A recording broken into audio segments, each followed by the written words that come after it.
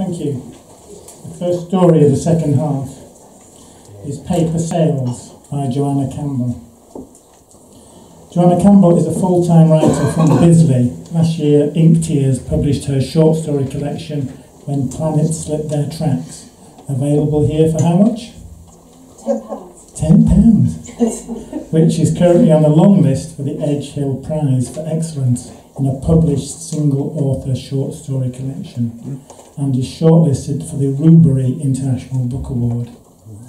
She has had a novel published and is supposed to be writing another, but often neglects it, too tempted by the lure of the short story. So please welcome to the stage to read Paper Sales, Joanna Campbell.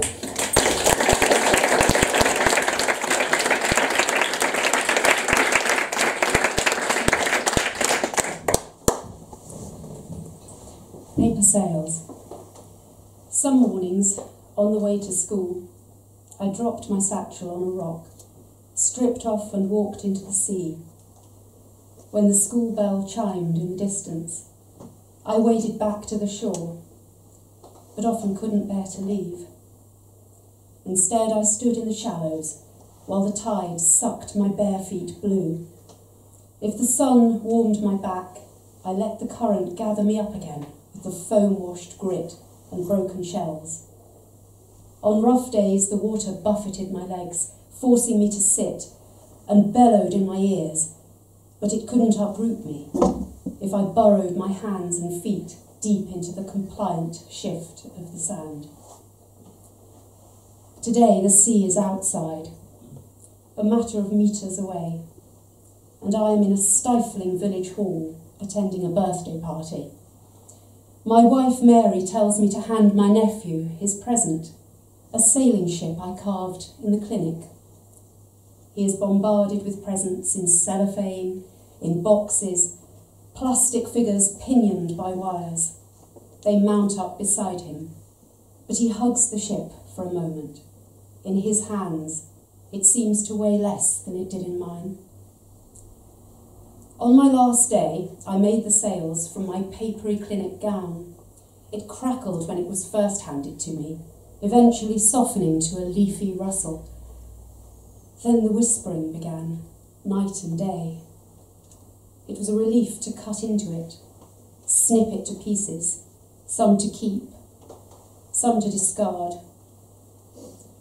Beside the 30 paper cups of squash my sister-in-law has squeezed out of one bottle stands a litre of fizzy wine. I spot it as you would notice a fly has settled on your slice of cake, yet still consider eating it. Is that to test me? I ask. There are 6 glasses, Colin.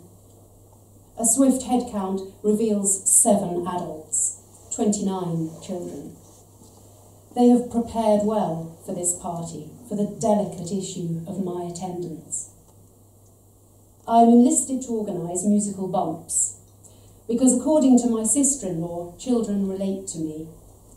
In reality, the adults are desperate to keep me occupied while they take their celebratory sip. This is the real hardship, not the dryness of the dew, but the soft shoe shuffle around my decade of broken promises. When a scowling teenage elder pauses the music, I point at the unfortunate child who sits down last. I'm afraid you're out, I tell her, a girl in a flouncy frock with tight armholes. Coaxing her to the chairs at the side of the room is akin to dragging a small recalcitrant elephant. By the time the music blasts again, her face has turned turkey cock red.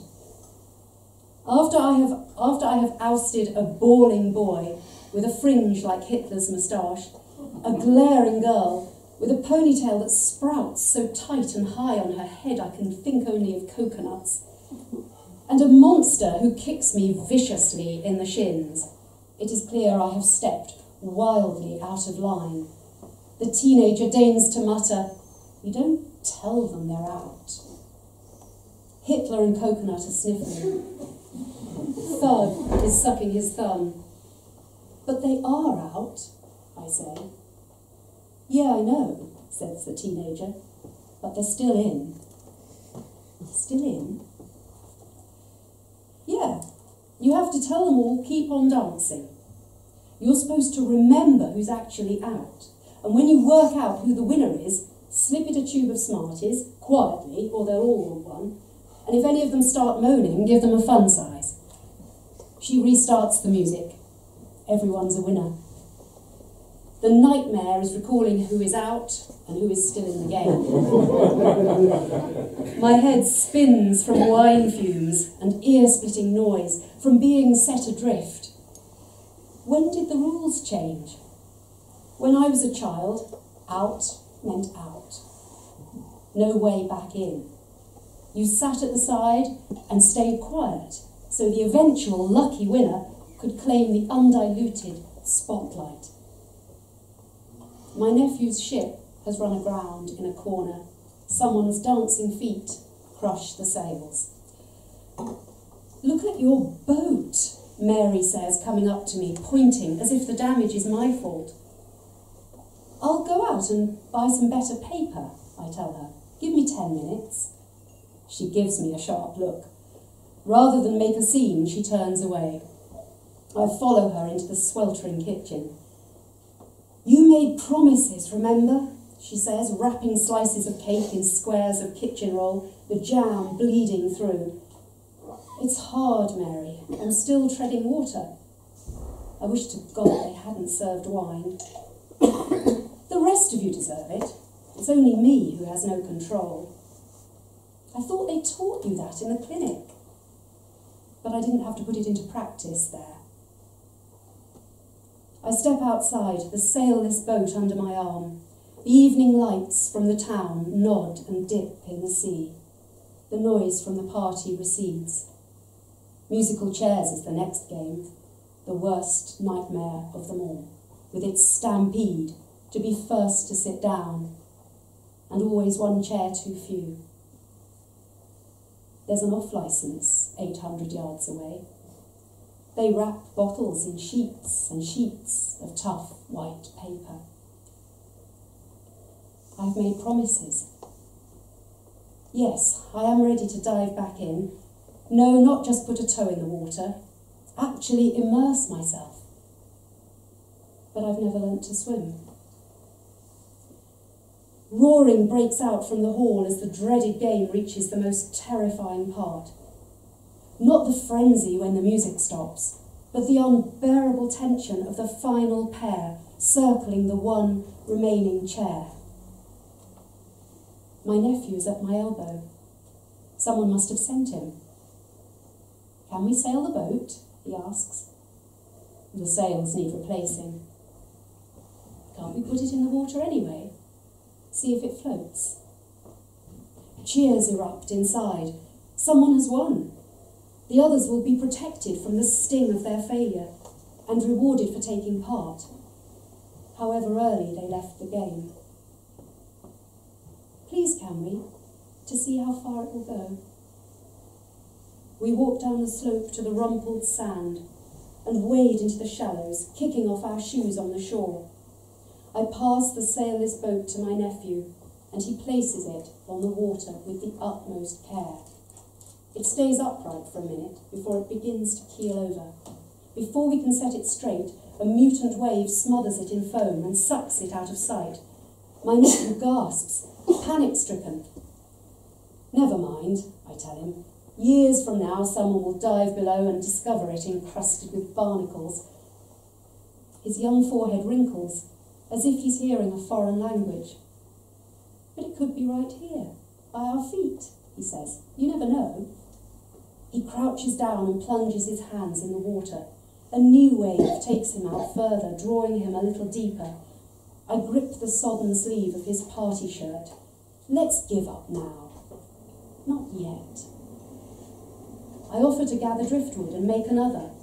It's not as if it was much, I insist. He shakes his head. It's my best present. We don't have to go far, only up to my knees and his waist, before we find the ship.